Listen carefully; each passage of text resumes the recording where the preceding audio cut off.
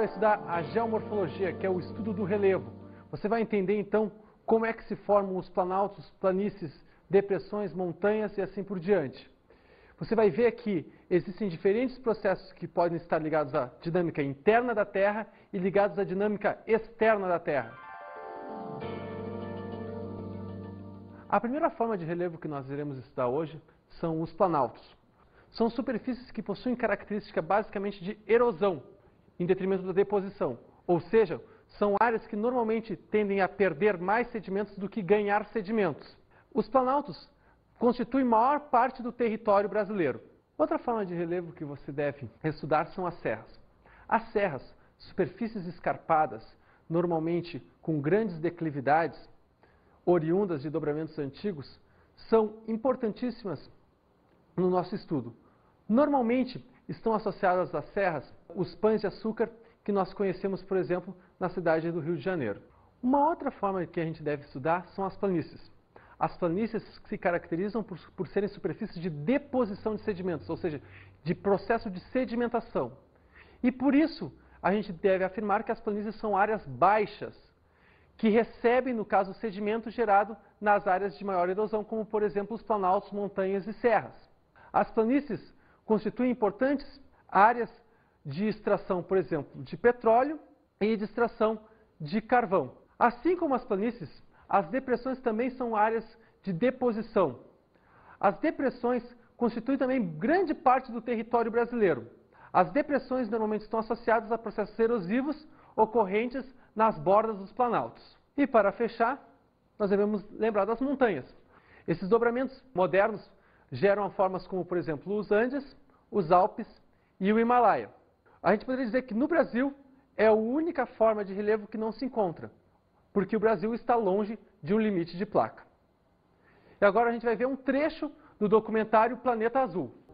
Você viu aí que bonitas imagens desse documentário, onde você visualizou então um pouco disso que a gente falou agora no início da aula. Mas agora então vamos partir para os agentes internos do relevo. Os agentes internos do relevo, também conhecidos como agentes endógenos, são agentes ligados a, no caso, a dinâmica interna da Terra, ou seja, ligado à dinâmica do núcleo, do manto e também da crosta terrestre, propriamente dito. Esses agentes são importantíssimos na formação do nosso relevo. Um bom exemplo disso é o que a gente chama de tectonismo. O tectonismo atua sobre a Terra basicamente sob duas formas, orogênese e pirogênese. Sobre a orogênese, é importante destacar que ela está normalmente ligada aos dobramentos modernos. A orogênese são os movimentos horizontais da Terra que acabam gerando soerguimentos, ou seja, o movimento das placas tectônicas que se chocam, ou seja, o movimento horizontal, acaba gerando o consumo de uma placa e o dobramento de outra placa. Lembre bem, o termo oro quer dizer o quê? Sempre quer dizer montanha. Então, quando a gente fala orogênese, a gente está falando em gênese, ou seja, nascimento de montanhas. O outro evento conhecido como epirogênese, na verdade está ligado a movimentos verticais da crosta, ao contrário do que eu falei antes sobre orogênese. Esses movimentos verticais da crosta acontecem de que forma? Bom, pense um copo de gelo, com 3 pedras de gelo, na verdade. Se você pressiona a pedra do meio, o que acontece com as outras pedras? Elas soerguem. É o mesmo princípio que gera, no caso, os movimentos epirogenéticos, que podem gerar planaltos em bacias sedimentares. Falando agora sobre vulcanismo. Cabe dizer que algumas áreas, como o Planalto da Bacia do Paraná, também conhecido como Planalto Meridional, foram formados por vulcanismos existentes quando da separação do Gondwana. Esse vulcanismo gerou uma extensa camada de lava, que depois, por movimentos epirogenéticos, deu forma a este planalto. O vulcanismo acontece normalmente em locais de limites de placa, sejam eles divergentes ou convergentes. Quando uma placa pressiona a outra, faz com que o magma que está no manto seja pressionado e queira extravasar. É isso que acaba gerando os vulcões que a gente tanto conhece, que normalmente, como eu disse, estão associados a limites de placas. Já, por exemplo, em limites divergentes, o que acontece? Acontece a separação e aí o magma ele entra facilmente sobre a superfície. Então, esse vulcanismo ele é de fundamental importância, então, na construção de alguns relevos na Terra. Normalmente, associado ao vulcanismo, nós temos as rochas basálticas. Um outro fator ligado à dinâmica interna da Terra são os abalos sísmicos, muito mais conhecidos como terremotos. Além de, infelizmente, causar grandes catástrofes, destruindo cidades, os terremotos se constituem um importante fator na construção do relevo terrestre, na medida que desagregam rochas e assim acabam gerando algumas formas ligadas, no caso, à dinâmica de terremotos. E agora, então, nós devemos partir para o entendimento dos agentes externos do relevo. Os agentes externos do relevo, também conhecidos como agentes exógenos, acabam transformando as formas de relevo geradas pelos agentes internos. Ou seja, a gente poderia dizer que os agentes internos do relevo têm a tendência de fazer com que as formas soergam, aumentem.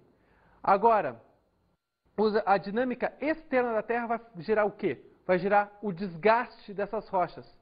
A gente poderia dizer o seguinte, poderia dizer então que o grande fator que está ligado à dinâmica externa do relevo, no caso é o clima.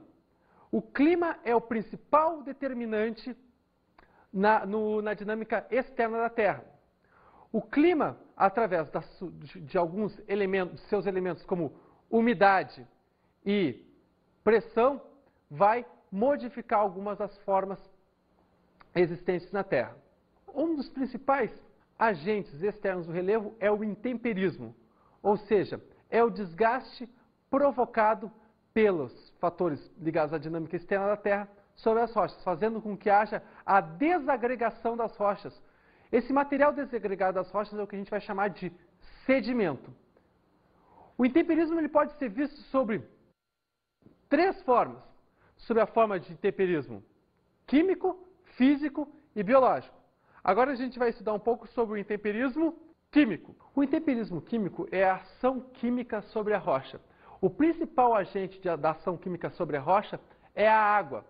Aí vale lembrar aquela regra do velho ditado popular: água mole em pedra dura, tanto bate até que fura. Essa regra é essencial para nós lembrarmos do intemperismo químico. A umidade é o grande fator do intemperismo químico. Quando a gente tem muita chuva, o que acontece? Acontece uma reação química nas rochas de modo a desagregar aquilo que a gente chama de sedimento. Então, o intemperismo químico tem a tendência de suavizar as formas, porque o material gerado pelo intemperismo químico normalmente é um material um pouco mais fino. A gente diria que o intemperismo químico mameloniza as formas, ou seja, gera formas mamelonares, mamelonares, ok? Então, se para nós termos intemperismo químico nós precisamos ter água, a gente pode dizer o quê? Que as áreas onde nós temos o intemperismo químico são áreas com grande quantidade de chuva. Ou seja, a gente poderia dizer que as áreas equatoriais e as áreas tropicais do planeta são áreas onde nós temos muito intemperismo químico. E por isso mesmo as formas geradas nessas áreas são formas arredondadas. Vale lembrar aí, então, de novo, do exemplo dos pães de açúcar na área da Serra do Rio de Janeiro, onde nós temos formas arredondadas. Sobre o intemperismo físico, nesse tipo de intemperismo nós temos o que como agente? Nós temos a dilatação e contração da rocha. Quando a rocha dilata, contrai muito intensamente, a tendência dela é fissurar. Normalmente, esse tipo de evento acontece aonde? Pensa bem comigo. Onde é que pode acontecer? Ora, ele normalmente acontece em áreas de grande amplitude térmica diária. Ou seja, qual é a área que a gente tem, então, grande amplitude térmica diária? Pensa bem, da aula de clima. Falou certo aí, desertos ou áreas semiáridas. Áreas onde a gente tem, no caso, durante o dia, temperaturas próximas a 35 graus, 40 graus, muitas vezes, e durante a noite temperaturas de 10 graus, ou às vezes até negativa. Então a rocha durante o dia ela expande e durante a noite ela contrai. E todo dia é assim. Aí o que vai acontecer com a rocha? A rocha vai fissurar e vai gerar um sedimento mais grosseiro com muitas arestas. Normalmente, as formas geradas pelo intemperismo físico são formas mais, vamos botar aqui entre aspas, quadradas. São aquelas formas que você vê basicamente, por exemplo, nos filmes de faroeste, os filmes no Grand Canyon, ou seja, em áreas secas. Existem algumas áreas do país, como por exemplo em Vila Velha, no Paraná, que aquele tipo de que também tem essas formas geometricamente próximas a um quadrado ou retangulares. Mas naquela área hoje em dia não é mais deserto. Mas como a gente vê essas formas mais quadradas, a gente pode supor que aquela área já foi um deserto. Uma forma bem característica de intemperismo físico é o que a gente chama de Inselberg. Veja bem o nome, Inselberg. É que uma vez uma aluna minha chegou para mim: ah, professor, no Nordeste brasileiro tem aquelas formas chamadas iceberg. Espera aí, se tivesse iceberg no Nordeste, seria a alegria do povo do sertão. Afinal, o iceberg nada mais é do que aqueles blocos de gelo que se desagregam das calotas polares. Já os Inselbergs, que é o que existe no Nordeste, são formas geométricas que normalmente são escavadas por erosão eólica, típicas de áreas secas. E o intemperismo biológico? Sobre o intemperismo biológico, cabe destacar então aí a ação das raízes das plantas. Como por exemplo, você já deve ter visto que muitas vezes algumas árvores, com as suas raízes, fazem com que haja a abertura de solos e calçamentos. A mesma coisa acontece com as rochas. Essas raízes muitas vezes se expandem e, tracionando, acabam fissurando a rocha, gerando sedimentos. Outra coisa que deve se lembrar desse tipo de intemperismo é que ele é um intemperismo mais local. Ou seja, é a ação de uma espécie naquele ponto, ou seja, daquele local, gerando um sedimento naquele local. A gente não poderia dizer, então, que o intemperismo biológico ele tem uma característica mais macro. A gente diria que o intemperismo biológico ele tem uma característica mais micro. Após a desagregação das rochas gerada pelo intemperismo, nós temos os processos erosivos, que estão ligados, então, ao transporte desses sedimentos. E quem pode transportar esses sedimentos? Bom, esses sedimentos eles podem ser transportados de diversas formas, como, por exemplo, a erosão eólica, ou seja, aquela gerada pelo vento, não tem capacidade, por exemplo, de transportar grandes sedimentos. Afinal, o vento ele não consegue ter força suficiente para levar sedimentos do tipo matacão, que são sedimentos maiores que nós temos, que podem ser sedimentos do tipo daqueles que o Obelix levava, né, aqueles menires. O vento não tem capacidade de transportar esse tipo de sedimento. Onde é que a gente encontra a erosão eólica, basicamente? É nas áreas secas, onde a água não é o principal fator de transporte, já que a água nesses locais é escassa. Ligada à erosão eólica, nós temos a própria constituição dos Inselbergs, né? As concavidades que nós encontramos nos Inselbergs são geradas por erosão eólica, e também as dunas. Aí você vai me perguntar, bom, mas nas praias brasileiras nós encontramos algumas delas dunas. Bom, tudo bem, as dunas são geradas também nesses locais, mas as dunas também são encontradas muito facilmente em áreas desérticas. Outro tipo de erosão é a erosão pluvial. A partir de agora, todas as erosões que nós vamos estudar estão ligadas à água. A erosão pluvial, no caso, é a erosão gerada pela chuva. A erosão pluvial, ela tem característica mais local. A erosão pluvial pode atuar tanto desagregando algumas rochas, como também gerando então os movimentos de massa, que são movimentos de solo. Quando o solo, devido à chuva, aumenta a sua massa, ou seja, aumenta o seu peso, e acaba escorregando. E, infelizmente, como é que a gente poderia caracterizar esse tipo de movimento? Como os famosos soterramentos, ou seja, os deslizamentos de terra que assolam algumas famílias que moram em áreas de risco. Um outro tipo de erosão é a erosão fluvial, ou seja, aquela gerada por rios. Essa erosão atua gerando alguns dos vales que a gente conhece. Vales que normalmente são os vales em V. O rio vai trabalhando, no caso, e esculpindo esse vale de modo a ir fechando um V, aumentando e acentuando esse V. O rio, ele pode gerar desde vales a depressões também, quando esse tipo de evento é muito antigo. Então nós temos algumas das depressões brasileiras que foram geradas pela erosão fluvial, ou seja, a ação dos rios desagregando e levando sedimentos. É importante lembrar o seguinte quanto à erosão fluvial. Bom, a erosão fluvial é mais acentuada, no caso, nas nascentes dos rios, onde, no caso, nós temos maior declividade. A declividade é um importante fator na erosão fluvial. Então, o que vai acontecer? Nas áreas de nascente vão ser áreas mais erosivas do que nas áreas de foz, que são áreas mais planas. Normalmente, nas nascentes, junto às nascentes, nós temos sedimentos de maior porte. E, nas áreas de foz, sedimentos mais finos. Normalmente, quando tu vai tomar banho, por exemplo, numa cachoeira, que normalmente é uma área mais íngreme, tu tem o piso normalmente cascalhento, ou seja, com cascalho. Mas, se tu fores tomar na foz do rio, normalmente tu vai tomar o banho onde? Em área que normalmente o piso é de lodo ou areia, ou seja, sedimentos mais finos.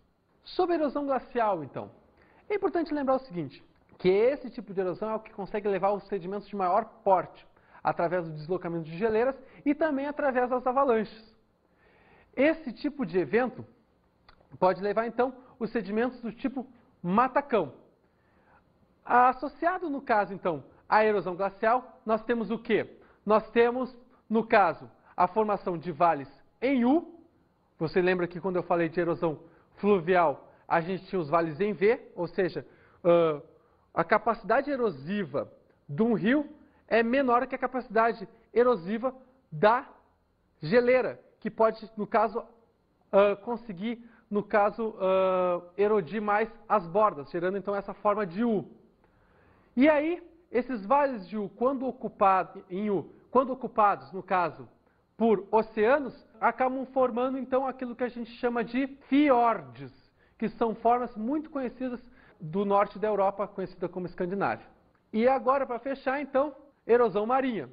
Uma das principais formas geradas por erosão marinha são as falésias, existentes em boa parte do nosso litoral, principalmente no litoral nordestino, onde nós temos, então, paredões abruptos, que são os tabuleiros oceânicos, que sofrem a ação erosiva do mar. E sofrem como essa ação erosiva? Através das ondas e das marés, com a água do mar atingindo esses paredões, gerando processos erosivos. E, então, o que acontece? Quando no caso, o mar bate nessa parede, ele leva sedimentos. E aí, o que faz? Faz com que a parte mais baixa da falésia seja erodida, e dando insustentabilidade para a parte superior, fazendo com que essa parte superior despenque. Então, o que acontece? Há uma erosão regressiva dessa falésia, ou seja, ela vai indo cada vez mais, digamos assim, para trás. Isso vai fazer com que, em determinado momento, essa falésia não seja mais atingida pelo mar. E aí acaba o processo erosivo marinho. Quando ela é atingida pelo mar, a gente diz que a falésia está viva. Quando ela deixa de ser atingida pelo mar, a gente diz que a falésia está morta. E agora vamos estudar os processos de sedimentação ou deposição. O que são esses processos? Bom, você estudou até agora processos de desagregação, então, do material rochoso, ou seja, o processo de intemperismo, que gera o sedimento, e esse sedimento que é levado por processos erosivos. Entretanto, esse sedimento tem que parar em algum lugar. Nos locais de acumulação de sedimentos são os locais onde nós temos, então, o processo de sedimentação ou deposição. O que a gente poderia falar desse processo? Bom, normalmente está associado às áreas mais baixas. As áreas mais íngremes são áreas de processos onde ocorrem processos erosivos. As áreas mais planas e baixas são áreas onde a gente tem a acumulação de sedimentos, ou seja, áreas onde a gente tem a deposição. Então, existem algumas importantes formas de relevo associadas, no caso, a esses processos de sedimentação e deposição, como, por exemplo, os deltas. Os deltas são gerados, então, pela deposição de sedimentos nas áreas mais baixas dos rios, ou seja, nas áreas de foz. O que acontece? Os sedimentos gerados nas cabeceiras, nas nascentes dos rios, vão percorrendo, no caso, junto com os rios, até encontrar áreas de menor velocidade, ou seja, nas áreas mais planas, onde com a menor velocidade do rio, esses sedimentos acabam se depositando e acabam formando ilhas em delta. Essas ilhas em delta são basicamente geradas então por processos de deposição de sedimentos. E seus solos vão ser basicamente solos aluviais, ou seja, solo que está ligado a sedimentos provenientes de outras áreas que não aquela que está assentada, no caso, a ilha. Bom, então, agora vamos para as nossas dicas de estudo.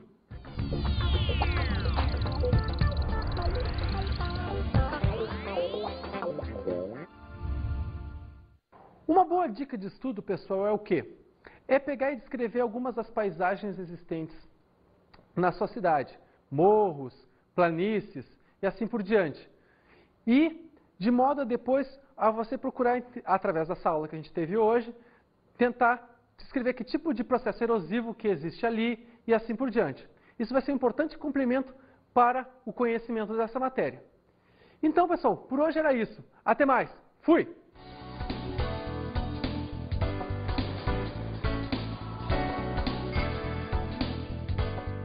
Na aula de hoje estudamos as formas do relevo. Montanhas, planaltos, planícies, serras e depressões constituem as principais formas do relevo na Terra. Vimos os agentes internos do relevo. Tectonismo, abalos sísmicos e vulcanismo são importantíssimos na constituição do relevo da Terra. E analisamos os agentes externos do relevo. O clima é um importante fator externo na dinâmica do relevo. Ele pode, através do intemperismo e da erosão, gerar algumas formas que a gente conhece na Terra. Bons estudos.